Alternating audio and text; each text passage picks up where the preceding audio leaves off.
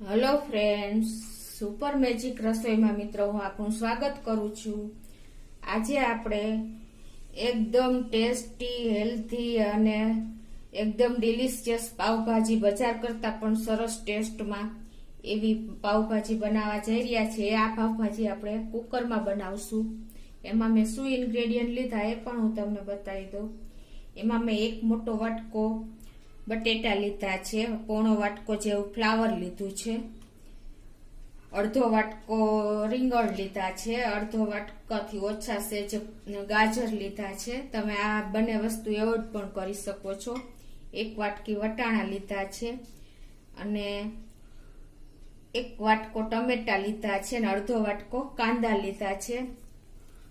1 table spoon જેવું આદુ છે, 1 ટેબલ સ્પૂન જેવું અડધો ટેબલ સ્પૂન જેવું લસણ છે, એક પણ ધાણા ભાજી છે, પાવભાજીનો મસાલો છે, બટર છે અને પાવ છે, ઓઇલ છે અને રૂટીન મસાલા છે।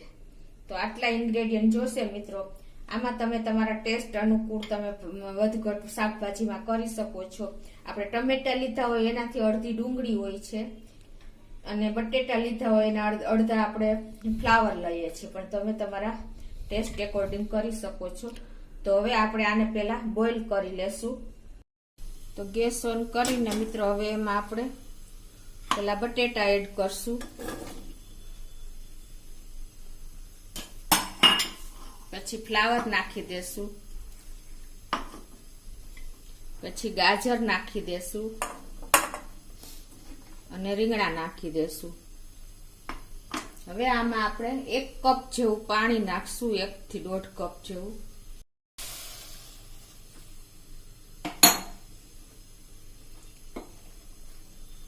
દોઢ કપ જેવું આપણે પાણી નાખશું। હવે આને આપણે સોલ્ટ પણ નાખી દેશું।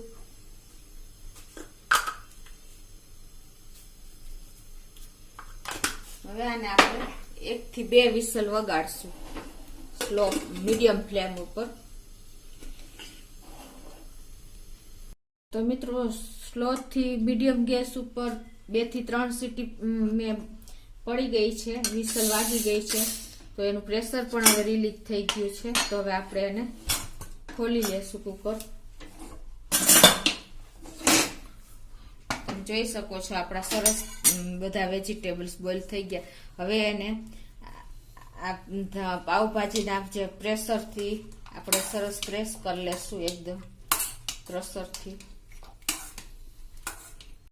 તો મિત્રો જો આપણે પાવભાજીના ક્રશરથી ક્રશ કરી લીધું છે, એકદમ પલ્પ સરસ તૈયાર થઈ ગયો છે, તમે જોઈ શકો છો।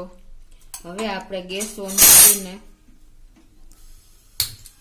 વઘાર કરશું, એમાં પેન મૂકી દેશું અને આમાં પાવભાજીમાં આપણે જોઈએ છીએ કે બહારની પાવભાજીમાં તેલ સારું એવું હોય છે, તો આપણે 3 થી 4 ટેબલ સ્પૂન જેવું તેલ મૂકશું।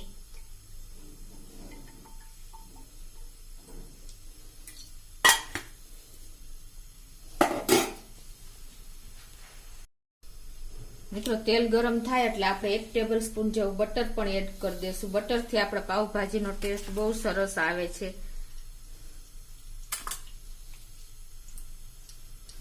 હવે આ બટરને પણ મેલ્ટ થવા દેશું।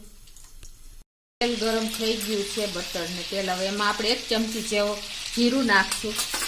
જીરું કકડી જાય એટલે આપણે એમાં સેજ હિંગ નાખી દેશું।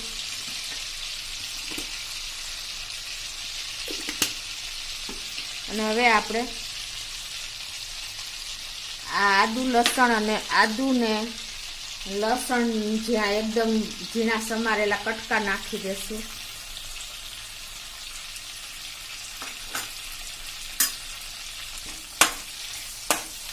હવે એમાં આપણે અડધી વાટકી જેવા વટાણા લીધા છે એ નાખી દેશું। વટાણા આમાં તેલમાં નાખવાથી મિત્રો એનો કલર પણ સરસ આવે છે અને એકદમ સરસ લુક પણ આવે છે અને જલ્દી થઈ જાય છે। હવે આને આપણે ઢાંકીને 1 મિનિટ થવા દેશું। હવે મિત્રો 1 મિનિટ થઈ ગઈ છે અને આપણા વટાણા પણ સરસ સંતળાઈ ગયા છે। હવે આ સ્ટેજે આપણે મેં અડધો બાઉલા કાંદા લીધા છે, ટમેટાથી અડધા કાંદા આપણે લઈએ છીએ, એ નાખી દેશું। એને પણ સરસ આપણે સાંતળી લેશું।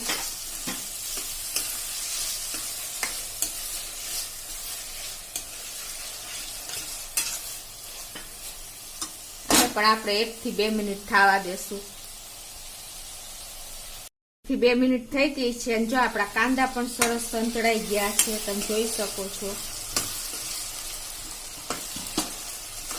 હવે આ સ્ટેજે આપણે 1 બાઉલ જેવા મેં ટમેટા સમાર્યા છે, 1 વાટકો.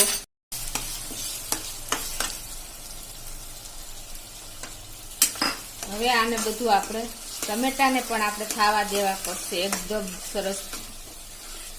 હવે એમાં આપણે ટમેટાને જલ્દી ગળી જાય એના માટે આપણે 1 ચમચી જેવું આપણે બાફવા બોઇલ કર્યું ત્યારે પણ સોલ્ટ નાખ્યું હતું, એટલે તમારે ધ્યાન રાખીને નાખવાનું છે. અત્યારે હું 1 ચમચી જેવું નાખું છું સોલ્ટ, ટમેટા, વટાણા અને કાંદાના ભાગનું. હવે મિત્રો આને ઢાંકીને પાછું આપણે ટમેટા ગળે ત્યાં સુધી 2 થી 3 મિનિટ થવા દેશું. 2 થી 3 મિનિટ થઈ ગઈ છે, તમે જોઈ શકો. ટમેટા સરસ ગળીને તૈયાર થઈ ગયા છે. હવે આ પાવભાજીના મેસરથી આપણે એને મેશ કરી લેશું એટલે એકદમ સરસ થઈ જશે.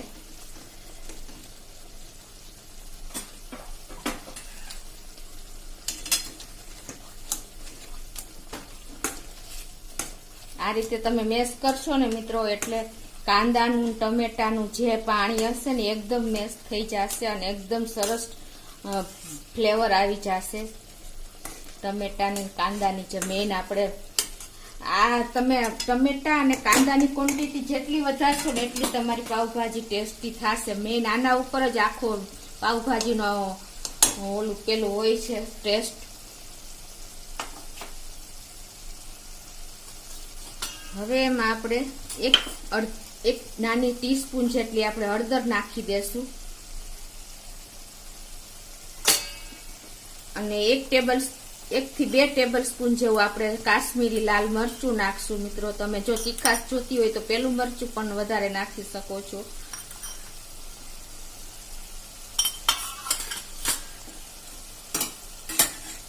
હવે આને આપણે બધું મિક્સ કરી લેશું.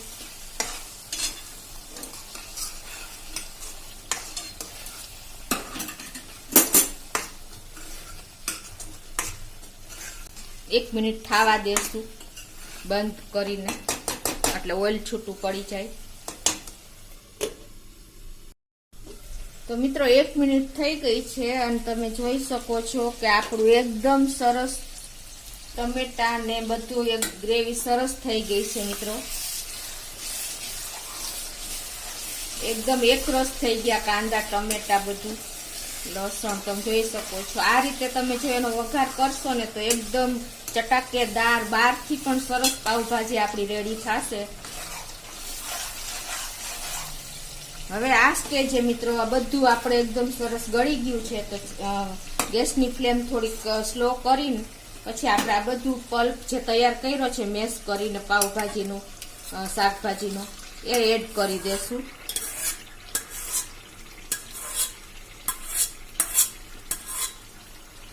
હવે આ બધું આપણે મિક્સ કરી લેશું.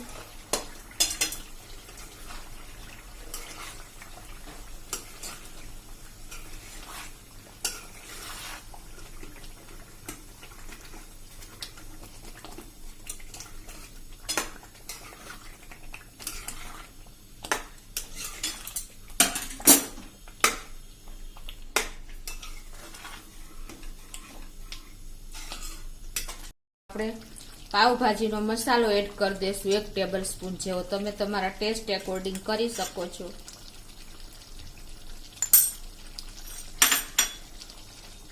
હવે એને પણ આપણે સરસ મિક્સ કરી લેશું.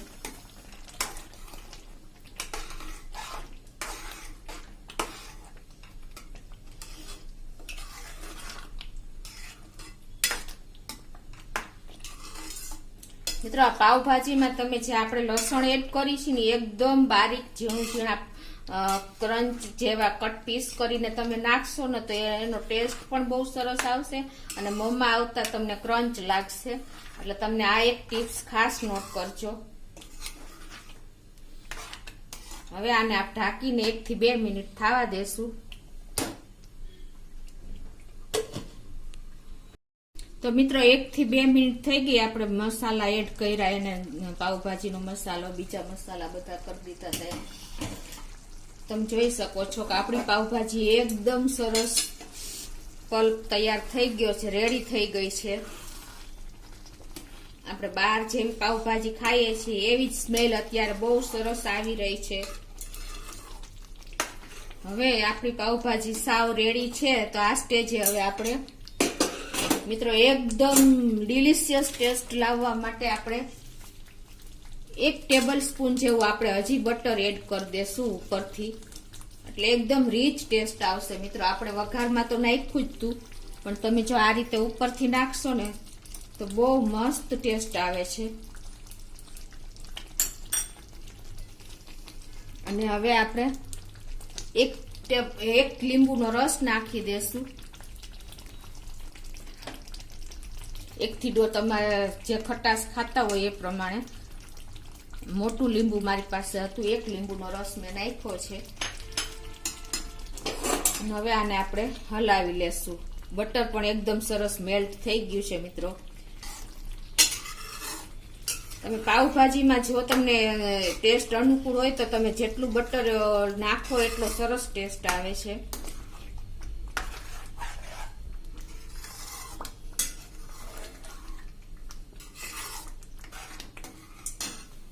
હવે મિત્રો આપણી પાવભાજી રેડી છે. તો આપણે ગેસ બંધ સ્લો કર્યો છે. તો હવે આ સ્ટેજે આપણે ધાણા ભાજી પણ એડ કરી દેશું.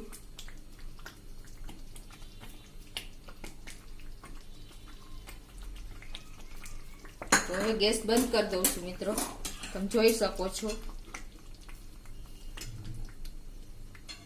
આપણી ભાજી રેડી છે. આપણે પાવ પણ શેકી લેશું. એના માટે મિત્રો મેં પેન લોઢી મૂકી દીધી છે અને એમાં આપણે 1 ચમચી જેવું બટર મૂકશું. હવે એમાં આપણે 1 ચમચી જેવો, અડધી ચમચી જેવો પાવભાજીનો મસાલો નાખશું. સેજ આપણે લાલ મરચું પણ નાખી દેશું અને આપણે થોડીક ધાણા ભાજી નાખી દેશું. મિત્રો અને હવે આપણે પાવ પણ આવી રીતે વચ્ચેથી કાપ કરી કટ મૂકીને આ રીતે આપણે શેકી લેશું. મિત્રો તમે જોઈ શકો છો.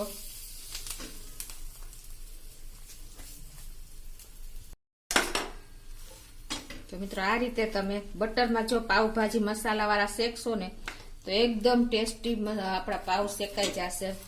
તમે જોઈ શકો છો અત્યારે શેકાઈ ગયા છે. તમે જોઈ શકો છો. તો આ રીતે તમે પાવ શેકીને રેડી કરી શકો છો. તો મિત્રો આપણા પાવ પણ રેડી છે. આપણી ભાજી રેડી થઈ ગઈ છે, પાવભાજી. હવે એને આપણે સર્વ કરી લેશું. આ રીતે તમે એકદમ ટેસ્ટી, હેલ્ધી, ડિલિશિયસ પાવભાજી આપણે બહાર લારી ઉપર હોટલમાં મળે એ ટાઈપની જ એકદમ ટેસ્ટમાં બેસ્ટ બની છે. મિત્રો તો તમે આ મેથડથી એકવાર ચોક્કસ ટ્રાય કરજો. અને તમને મારો વિડીયો ગમે તો લાઈક કરજો, શેર કરજો અને સબસ્ક્રાઈબ કરવાનું ભૂલતા નહીં.